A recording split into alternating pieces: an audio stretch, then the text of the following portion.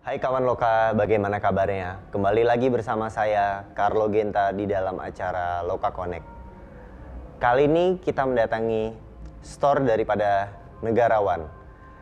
Dan kita akan berbincang, berdiskusi dengan co-founder dari Negarawan, Mahanugra Kinzana. Mari kita berikan sambut tangan yang meriah untuk Nugra. Nugra, thank you nih, kita udah bisa hadir di store-nya Negarawan. Thank you juga udah diundang. You're most welcome, sama-sama Nugra.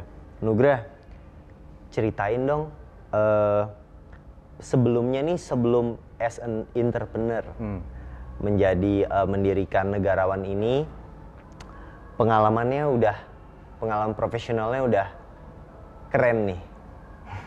Ceritain dong, bagaimana dari awalnya bekerja as a profesional di suatu well corporate, well managed company, lalu Anda sekarang menjadi entrepreneur. Ya.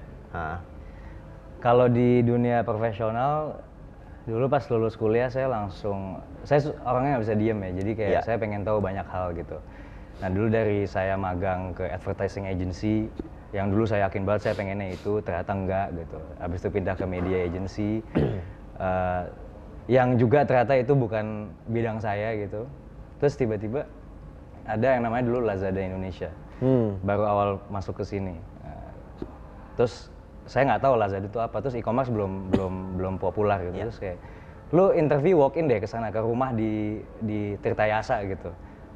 Walk in interview gitu. Ya udah tes aja gitu. Walaupun kedengarannya sketchy banget gitu. Ya udah saya datang. Saya langsung diterima di situ dan akhirnya saya kerja di situ gitu. Terus awalnya saya masih pikir kayak skeptis, karena apa sih e-commerce dan dunia bisnis online ini apa sih gitu, kayak belum percaya. Ternyata saya menemukan pas setelah lebih dari 1 tahun kerja di Lazada, online business adalah forte saya gitu. Terutama di online marketing, online business development, sama the overall concept of online business. Jiwa saya di situ ternyata gitu. Nah akhirnya saya banyak belajar dari Lazada tentang konsep dasar online business. Bertahan selama 2 tahun saya kerja di situ. Lalu saya tiba-tiba diajak pindah ke startup yang lebih kecil namanya Burufly. Burufly ini social media base-nya dari Indonesia dan Singapura untuk travel. Jadi bisa dibilang kayak Instagramnya travel. Oke. Di situ saya belajar lebih ke membangun bisnis dari nol gitu. Karena kita semuanya benar-benar lebih kecil skalanya, dan founding timnya ya termasuk saya gitu ya, benar-benar from the ground up gitu. Lalu saya berangkat sekolah dari situ. Pas sekolah, karena doktrin di sekolah itu kayak kita harus masuk perusahaan yang besar kayak Unilever, terus kayak P&G gitu semacam. Saya dulu marketing, jadi saya selalu didoktrin kayak gitu. Saya jadi penasaran, gimana ya rasanya kerja buat perusahaan yang udah 20 tahun lebih di dunia, bahkan 100 tahun untuk Unilever gitu. Nah akhirnya saya pulang, saya kerja buat established company, bukan startup lagi, yaitu Sophie Paris. Kebetulan mereka bikin e-commerce division, saya masuk situ gitu untuk membangun e-commerce-nya.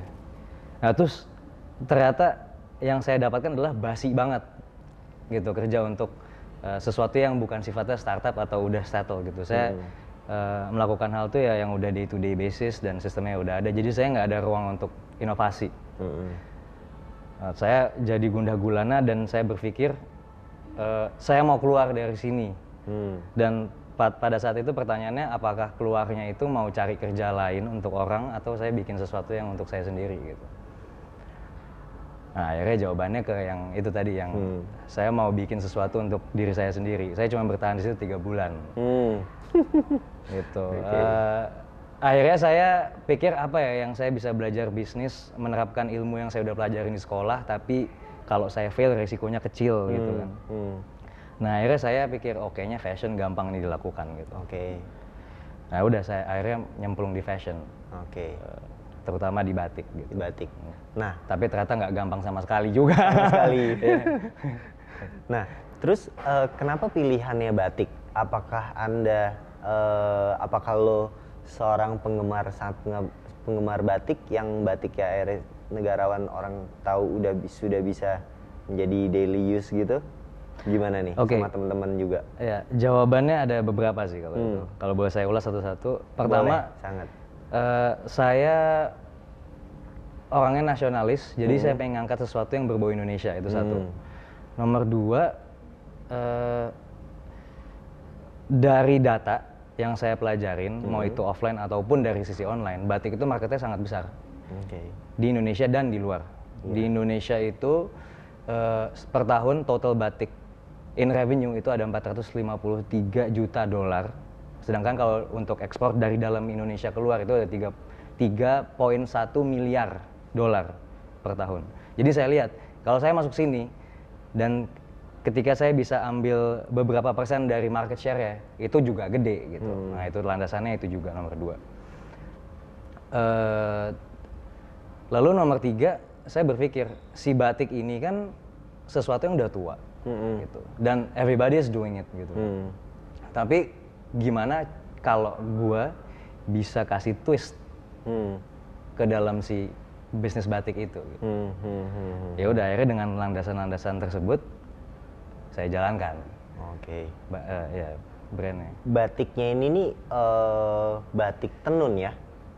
Batik dan tenun. Batik dan tenun. Nah ini dari yang gue lihat di websitenya nih keren-keren nih. Jadi bisa dijelasin nggak batiknya batik gini begini. Jadi jenis-jenisnya tuh macam-macam ya. Untuk ternyata ada yang untuk formal, ada yang mungkin casual, ada yang itu ya. Bisa nggak dijelasin ke kawan-kawan lokal?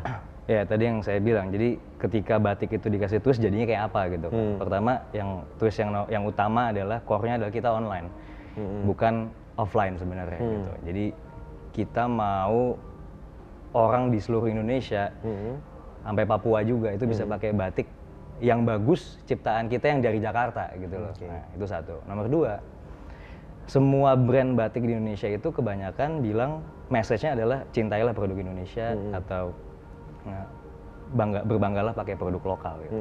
Nah saya pikir kalau misalnya saya melakukan hal yang sama atau saya bilang yang sama itu sama aja kayak ngulang-ngulang yang udah terjadi aja gitu. Nah jadi saya angle-nya ambil yang lain, which is saya mengangkat sisi masculinity-nya. Sisi masculinity berpenampilan karismatik, tajam dan profesional ketika memakai produk itu gitu. Nah itu yang saya angkat. Nah akhirnya saya ketemu nama negarawan. Kenapa? Soalnya pas itu lagi pilkada, terus saya ngeliat di TV, oh ini negarawan pakai batik keren-keren juga ya orang-orangnya gitu ya. Kok kelihatannya pengusaha muda yang di HIPMI gitu kok pakai batik, kayaknya sharp banget gitu. Dan ini, mereka semua punya satu kesatuan sifat gitu. Mereka semua negarawan muda. Gitu. Akhirnya saya bilang namanya negarawan aja deh. Nah, produknya gimana ya kalau mau disatuin sama negarawan? Saya bilang, oke.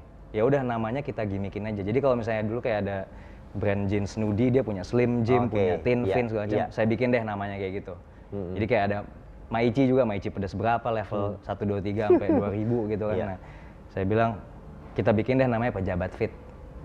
Negarawan fit dan perwira fit gitu. Apa itu?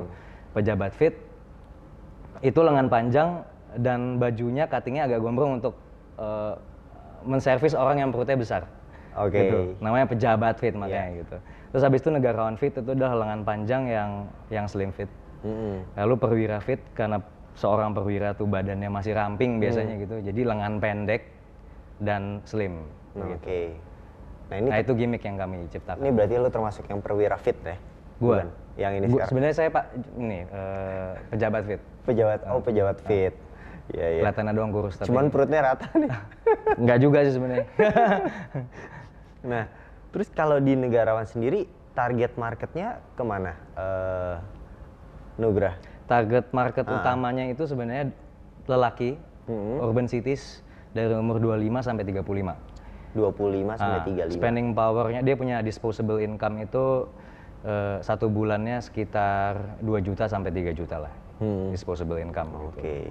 Tapi kenyataannya yang beli itu ada yang dari as young as anak SMP, dan as old as orang yang udah mau masuk 40 lebih. Iya. Gitu. Karena kalau saya lihat bentuk batiknya itu bisa jadi sport, bukan sport batik. Jadi casual banget, jadi santai gitu, tapi tetap looks formal. Ya. Karena motif yang kita pilih mungkin pilihannya modern. Iya. Jadi kita coba move away dari yang kuno-kuno. Yang pilih untuk taste dari alur-alur batiknya itu Nugra sendiri dan teman-teman atau punya tim khusus atau gimana? Ada tim khusus yang untuk handle kita season ini beli apa, jualnya apa. Oke. Gitu. Nah, terus jenis batik yang ditawarkan cetak atau tulis, terus selalu mostly dari daerah mana? Oke. Kalau tekniknya itu karena yang diakui cuman sebenarnya ada 3 ya, ada tulis, cap, dan kombinasi tulis dan cap. Print itu tidak masuk, gitu. Print tidak masuk asli. Jadi kita cuma bermain yang di 3 ini, yang tulis, yang cap dan batik cap, yang kombinasi cap dan tulis, gitu. Itu yang kita main. Nah kalau dari daerah yang kita dapetin, memang masih sekarang tuh mostly Jawa ya, karena memang secara geografis kan dekat sama kita kan. Tapi juga kita ada upaya untuk ngangkat yang di luar-luar Jawa gitu. Kenapa? Karena pengrajin di luar Jawa ini sebenarnya tidak seberuntung mereka yang di Jawa, kayak di Garut, Pekalongan tuh mereka hidup banget. Cuman kalau berbicara yang kayak di Papua, NTT gitu, ceritanya beda gitu. Nah jadi kita mau coba juga ambil dari sana. Dengan terbang beneran ke sana ya, kita cari supplier. Habis itu kita bawa ke Jakarta, kita tes laku apa tidak gitu. Kalau laku ya kita ambil terus. Nah jadi sekarang di luar Jawa yang laku banget itu yang dari Sulawesi. Nah, di daerah Sengkang. Itu minatnya di sini banyak sekali. Jadi untuk negarawan sendiri, Nugra dan teman-teman dan tim mengambil bahan sendiri, lalu kalian punya workshop sendiri juga? Bisa dibilang begitu ya. Kita jadi ada partner kita sebutnya. Kita ada 5 titik partner di mana kita mengirimkan bahan dasar kita ke mereka, lalu mereka kembalikan ke kita sudah dalam bentuk siap pakai. Nah, sekarang kita coba itu tadi sukanya ya, dukanya nih. Kira-kira kendalanya Nugra berpartnership dengan teman-teman, nah itu dengan para mungkin pengrajinnya juga, itu gimana kendala-kendala utamanya di-sharingkan ke teman-teman lokal? Kalau kendala yang dihadapin ketika bertemu sama supplier gitu ya, pengrajin lah bisa dibilang, itu kendalanya adalah sebenarnya mentalitas. Kenapa? Karena yang saya rasakan itu disayangkan sekali bahwa mereka, para pengrajin kami itu masih sering mengentengkan hal-hal gitu. Jadi misalnya kita pesen bahan sekian banyak, misalnya kita pengen bentuknya gajah, keluarnya macan, datang ke kita gitu. Dan mereka tidak mengerti apa yang namanya kontrak. Jadi kalau misalnya diikat dengan kontrak ya mereka bodo amat ya, kontrak aja udah. Tapi mau mereka tidak mengabdi pada kontrak, ya itu mereka bilang kayak bodo amat gitu. Nah itu susah bagi kita, dan di situ juga sebenarnya kita mau edukasi gitu loh. Karena menurut saya kayak saya sering sebenarnya dalam hati bilang mereka gitu kayak, ini bagaimana mau saingan sama Cina sama orang luar kalau misalnya mentalnya tuh masih kayak gini gitu. Nah, jadi pelan-pelan kita juga mau edukasi itu. Itu susahnya. Dan kalau penjahit, itu lebih susah lagi gitu. Kayak kita bilang, oke kita punya kontrak jadi 2 bulan, jadi mungkin 2,5 bulan, 3 bulan gitu. Jadi memang along the way kita udah mempelajari itu gitu. Jadi kita menyiapkan waktu tuh ya memang lebih lama sekarang. Tapi ya itu realitanya Indonesia, pekerja di Indonesia pengrajin itu seperti itu. Gitu. Jadi memang kendalanya sebenarnya juga di quality control-nya ya, Pak. Tentunya ya, quality control-nya, dan yang saya lihat hebat di websitenya Negarawan ini, garansi ya. Garansi ya, sampai berapa? 1 minggu ya? 1 minggu. 1 minggu. Kalau ada mungkin yang kurang baik jahitannya atau gimana? Kurang baik, habis itu salah size. Ini kan online kita yang bicarakan, jadi orangnya nggak coba kan. Salah size, warna nggak suka ternyata, atau dipakai di badan nggak pas, apapun, bisa minta tuker atau kembalikan duitnya. Gitu. Nah, berarti kalau cara fitting, berarti Nugra dan teman-teman punya tim yang datang ke rumah yang ini ya? Kalau untuk yang barang yang siap pakai enggak sih. Jadi mereka ya ada 2 channelnya sebenarnya, toko kami dan website kami gitu. Dan biasanya orang ada yang preferensinya begini, dia datang dulu ke toko, untuk coba dan tahu size-nya dia, baru nanti besok-besok dia beli online gitu. Oke. Oh, Atau ya tadi udah itu, kita percaya sebenarnya jadi. pengennya orang beli online, dan kita pengen bilang, lu percaya aja deh kalau misalnya lu nggak pas, Kalau nggak- kita balikin juga kok gitu. Iya, iya, iya. Santai, jadi maksudnya nggak usah takut gitu. Itu yang kita mau sampaikan. Nah, lalu kita bicara analisa. Analisanya Nugra untuk negarawan itu untuk market di luar negeri itu seperti apa? Lalu kalau untuk di dunia internasional udah masuk ke negara mana aja nih? Oke. Kalau secara internasional market batik yang tadi saya bilang di awal ya gede banget, karena ada 3.1 billion US dollars per year in exports dari Indonesia keluar gitu. Itu fakta. Dan the leading countries in importing itu nomor 1 USA selalu, nomor 2 itu Eropa, di lead sama Jerman, habis itu nomor 3 itu balapan Jepang sama Korea gitu. Udah gitu yang lainnya kayak Middle East gini juga banyak gitu. Nah tapi aplikasinya yang nggak selalu baju kayak gini gitu. Jadi bisa kayak taplak meja, atau korden, atau sepatu yang ada corak batiknya, atau tas yang ada corak batiknya, seperti itu gitu. Itu batik in general gitu ya. Malaysia juga gitu. Jadi when it comes to export, it doesn't mean it's shirts gitu, bukan. Tapi kalau pertanyaan yang kedua tadi, produk kita sendiri yang berbentuk baju udah nyampe mana aja, itu kita udah ada pembeli dari USA, pembeli ketengan ya, USA, Malaysia, Australia, Monaco, Egypt. Dari 5 itu. Oke. Gitu. Nah, kalau di negarawan sendiri, strukturnya gimana? Struktur organisasi di perusahaannya seperti apa nih? Ada berapa divisi atau mungkin gimana? Jadi kita sekarang itu ada 6 individu yang ada di tim kami ya.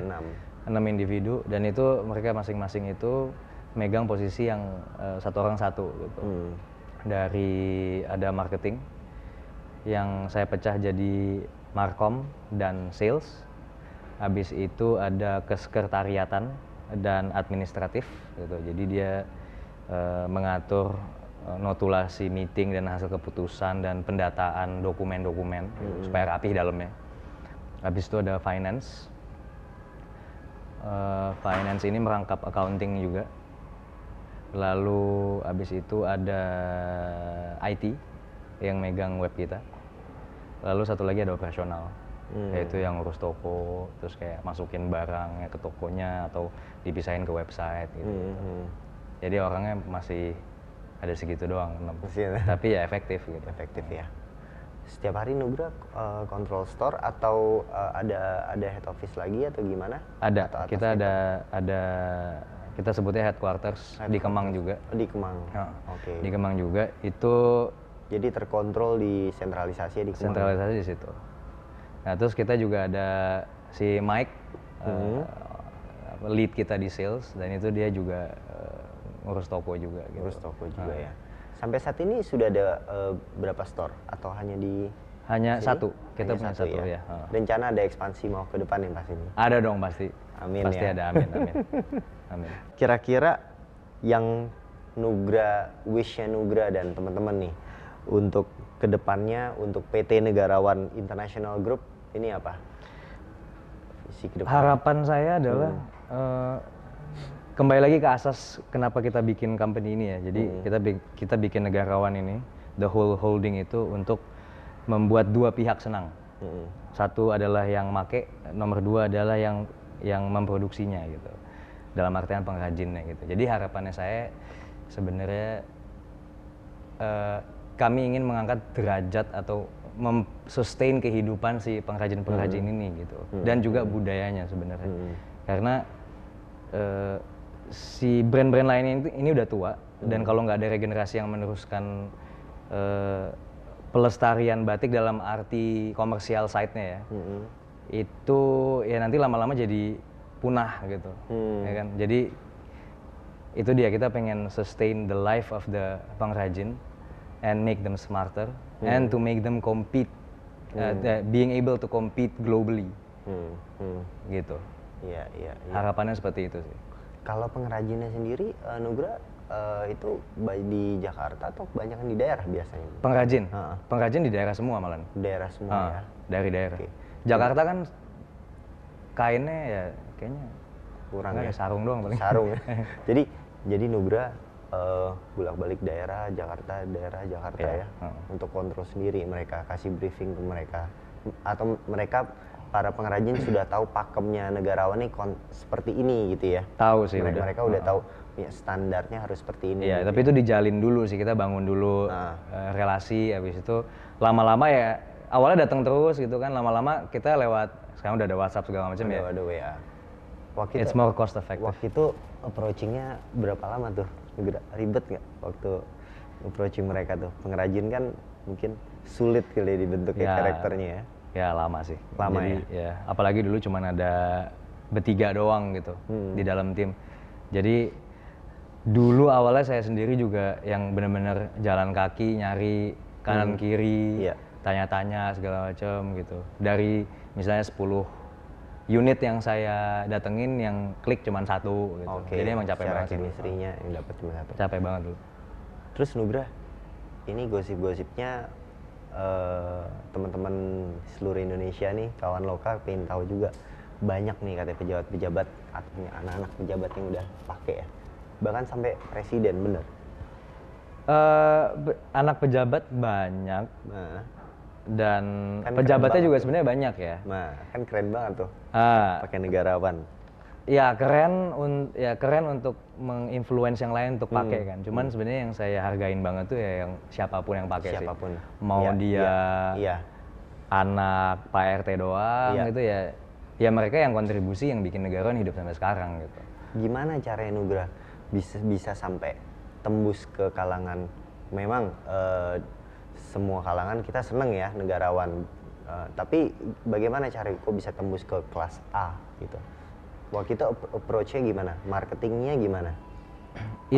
Nah jadi ya orang we can plan and we can execute, but there are luck gitu kan. Gitu. Jadi saya waktu itu memang nge-shape brandnya itu sedemikian rupa sehingga yang bakal nge-grab atensinya adalah orang-orang yang kayak tadi itu, makanya namanya negarawan kan. Jadi orang kayak apaan tuh gitu. Nah itu udah diatur gitu. Nah tapi sering berjalannya the growth tuh rapid banget sampai ke orang-orang yang saya nggak sangka gitu. Sampai artis-artis itu juga pada ngubungin kita untuk kayak endorse gue dong, segala macam, ada juga banyak gitu. Tapi kita nggak bisa pilih semuanya ya. Jadi ya itu juga ada word of mouth-nya. Word of mouth-nya. Orang gitu. Orang puas juga automatically akan datang ya. Dia terus lanjutin. Ya tapi kalau dipikir-pikir juga setelah saya analisa, word of mouth itu kan muncul dari kepuasan konsumen yang muaranya adalah dari produk yang baik gitu kan. Nah itu juga termasuk dari planning. Tapi ya kalau pertanyaannya marketingnya seperti apa, itu pertama yang saya kedepannya adalah brandingnya. Brandingnya saya bikin beda dari yang lain, yaitu muncullah negarawan. Nomor 2 adalah saya bermain di online. Iklannya, jadi nyebarnya lebih cepat dan lebih murah gitu. Saya bisa ngomong ke orang yang di Papua dengan gampang, nggak usah saya ada di sana pasang billboard. Itu ngaruh banget. Nomor 3, konten yang saya sajikan untuk sebagai iklan itu nggak bikin orang tuh kayak ngerasa batik tuh kayak buat cewek aja deh, atau batik tuh kok kayaknya kultural banget sih, nggak gitu. Lebih ke ya itu tadi yang saya bilang, masculinity gitu. Ternyata kena di orang masculinity. Nah, jadi sampai sekarang juga kita selalu serang dengan masculinity gitu.